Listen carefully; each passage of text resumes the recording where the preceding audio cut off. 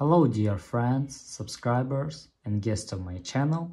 In this video I want to show and tell you how to fix iPhone screen won't rotate.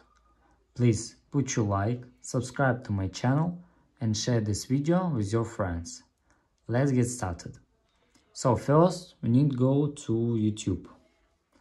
After that go to any YouTube video. And let's try to rotate your phone. And it's working. Go back.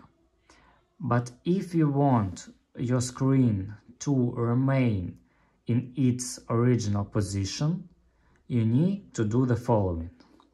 Click pause and lower curtain, and here you must click on this block button. And that's all. Now we can try to rotate phone and it doesn't work. And that's all. This is a very easy way to do. If you enjoyed this video and found it helpful, please put your like, subscribe to my channel and share this video with your friends. Bye bye everyone.